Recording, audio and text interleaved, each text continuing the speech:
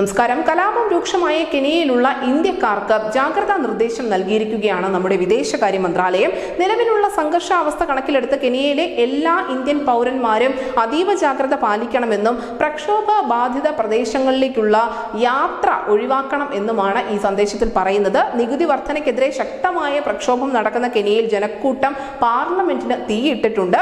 കൂറ്റൻ പാർലമെന്റ് മന്ദിരത്തിന്റെ ഒരു ഭാഗം ഈ ജനക്കൂട്ടം നശിപ്പിച്ചിട്ടുമുണ്ട്. 10ഓളം പേർ പോലീസ് വെടിവെപ്പിൽ കൊല്ലപ്പെട്ടു എന്നാണ് ഇതുവരെ പുറത്തു വന്നിരിക്കുന്ന റിപ്പോർട്ട്. പ്രക്ഷോഭം പടരുന്നതിനിടയിൽ കെനിയയിൽ കൊള്ളയും വ്യാപകമാകുന്നുണ്ട്. കടകളിൽ നിന്നും ആൾക്കൂട്ടം സാധനങ്ങൾ എടുത്തുകൊണ്ട് പോകുന്നതിന്റെ വീഡിയോ ദൃശ്യങ്ങൾ ഉൾപ്പെടെ ഇപ്പോൾ സമൂഹ മാധ്യമങ്ങളിൽ വൈറലാണ്. ആയിരക്കണക്കിന് ജനങ്ങളാണ് കെനിയൻ പാർലമെന്റിലേക്ക് ഇരച്ചു കയറിയത്. ഇതോടുകൂടി അവിടെ ഉണ്ടായിരുന്ന ജനപ്രതിനിധികൾ ഓടി രക്ഷപ്പെടുകയായിരുന്നു. ദേശീയ സുരക്ഷയ്ക്കെതിരായ ഭീഷണികളോട് എങ്ങനെ പ്രതികരിക്കുമെന്നതിൽ നിർണായക വഴിത്തിരിവ് ഉണ്ടായിരിക്കുന്നുവെന്ന് പ്രസിഡന്റ് വില്യം റൂട്ടോ പ്രതികരിച്ചിട്ടുണ്ട്. ഇപ്പോഴത്തെ പ്രക്ഷോഭം രാജ്യദ്രോഹമാണ് എന്നും എന്ത് വില കൊടുത്തും അശാന്തി ഇല്ലാതാക്കും എന്നുകൂടി പ്രസിഡന്റ് പറയുന്നുണ്ട്. പോലീസിനൊപ്പം സൈന്യത്തെ വിന്യസിച്ചതായി കെനിയയുടെ പ്രതിരോധ മന്ത്രിയും അറിയിക്കുന്നുണ്ട്.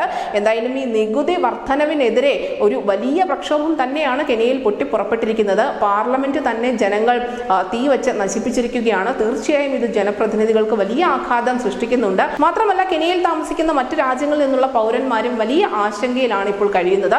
അതുകൊണ്ട് തന്നെയാണ് വിദേശകാര്യ മന്ത്രാലയത്തിന്റെ ഭാഗത്ത് നിന്നും ഇങ്ങനെ ഒരു ജാഗ്രതാ നിർദ്ദേശം നൽകിയിരിക്കുന്നത്.